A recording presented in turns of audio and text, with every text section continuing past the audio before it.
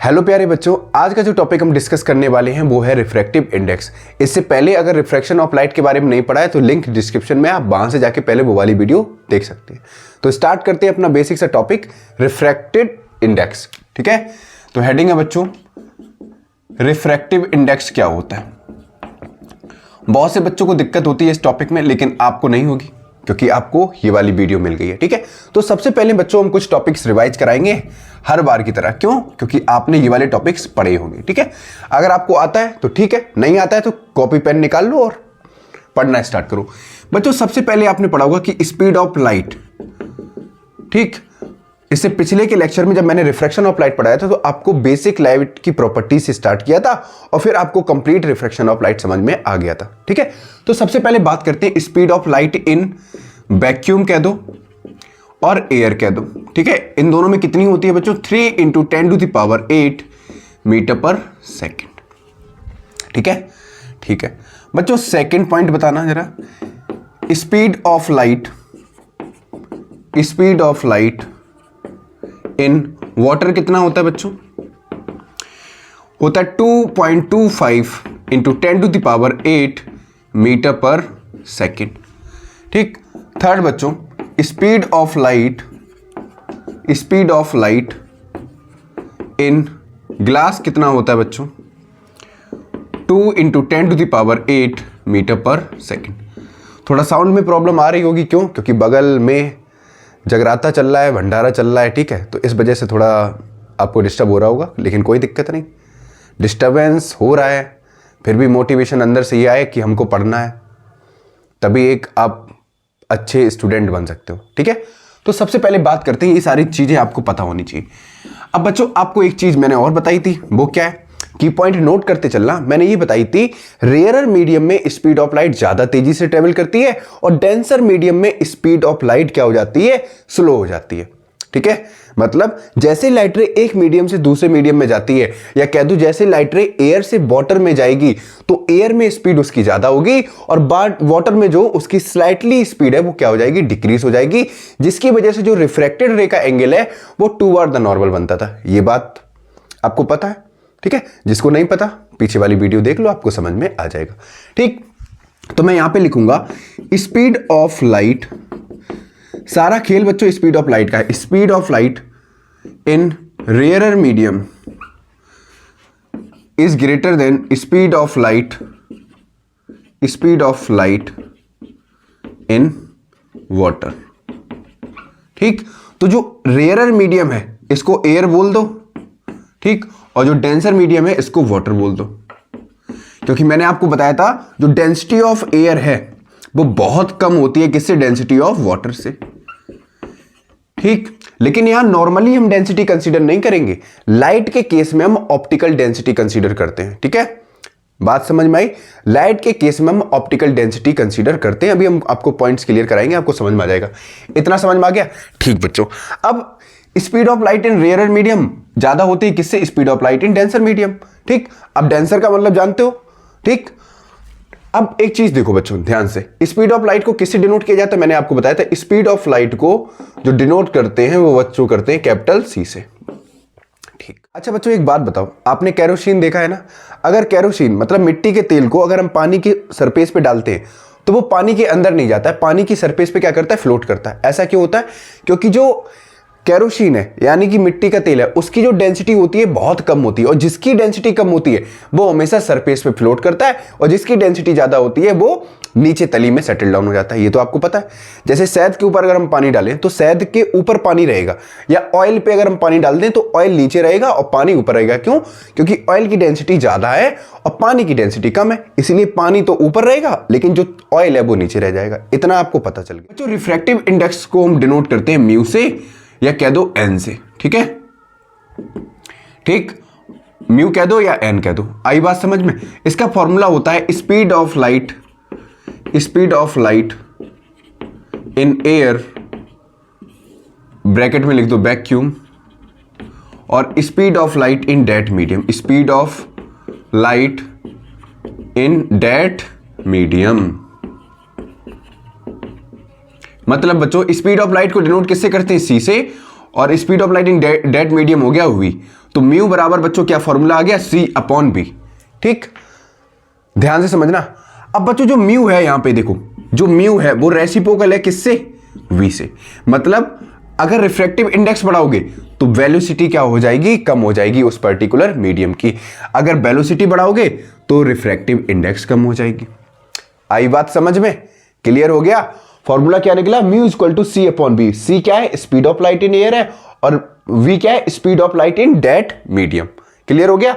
अब यहां पे वैल्यू रख दो, अपने आप पता चल जाएगा। जैसे फॉर एग्जांपल अगर हम निकालें speed of light in air, मैंने कितना निकाला, 3 × 10⁸ मीटर पर सेकेंड। ठीक, और स्पीड ऑफ लाइट ग्लास से निकाल दो इन दैट मीडियम, मान लो ग्लास का निकाल लें तो 2 × 10⁸ मीटर पर सेकेंड। ये तो कट गया इससे, ये कितना आया बेटा, 1.5। ठीक, 1.5 ही तो आएगा, 1.5 मीटर पर सेकेंड।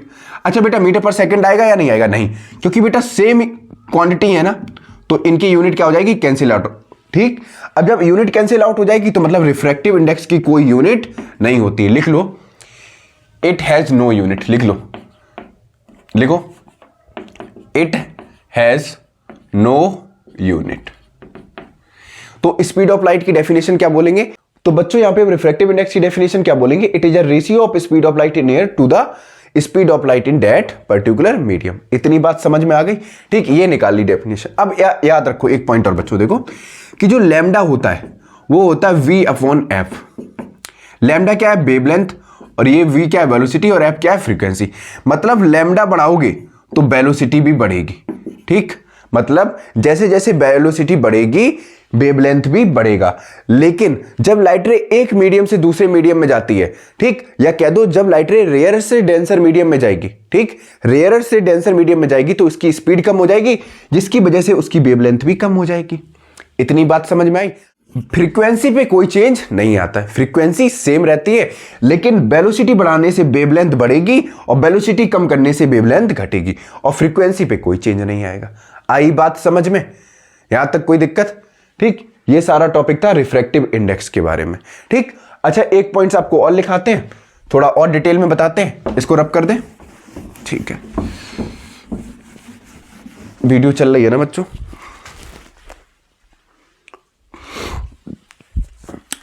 अच्छा बच्चों, इसको डिनोट कैसे करते हैं, देखो इसको लिखा कैसे जाता है। जैसे मान लो अभी हमने यहां पे निकाला था ऐसे को, it is represented by mu. ठीक है, तो म्यू कैसे निकाला जाएगा, जैसे मान लो सपोज करो लाइट रे ऐसे जा रही है, ठीक है, ऊपर वाली ये क्या है, इंसिडेंट रे है, और ये नॉर्मल है। ठीक है, ऊपर वाला रेयरर मीडियम है और ये डेंसर मीडियम है। ठीक, अब लाइट रे रेयरर से डेंसर मीडियम में जाएगी तो ये टूवर्ड द नॉर्मल बेंट हो जाएगी। ठीक है, मतलब नॉर्मल के पास। आई बात समझ में, ये क्या है, आई है, और ये वाली क्या हो जाएगी, रिफ्रैक्टेड रे। रिफ्रैक्टेड रे। जब ऊपर वाले मीडियम के लिए इसका μ1 ले लो रिफ्रैक्टिव इंडेक्स, और नीचे वाले के लिए μ2 ले लो। ऊपर वाले के लिए वेलोसिटी v1 और नीचे वाले की वेलोसिटी v2। ठीक, तो μ1 में इसकी वेलोसिटी कितनी थी बच्चों, v1, और μ2 में क्या इसकी वेलोसिटी कितनी थी, v2। अब मेरे को निकालना है इसका रेशियो निकालना है, क्योंकि ये रिफ्रैक्टिव इंडेक्स क्या बताता है, it is a ratio of speed of light in air to the speed of light in that medium. आई बात समझ में। अब हम इसको कैसे लिखेंगे बच्चों, देखो अगर μ1/μ2 करें तो ये बच्चों क्या होगा, जस्ट इसका उल्टा हो जाएगा, ऊपर आएगा v2 और नीचे आएगा v1। आई बात समझ में। तो μ1 के सामने क्या आएगा, v2, और μ2 के सामने क्या आएगा, v1। तो इसको कैसे लिखेंगे, देखो इसको लिखेंगे ऐसे, इसको बना दिया μ2, refractive index of 2 with respect to 1।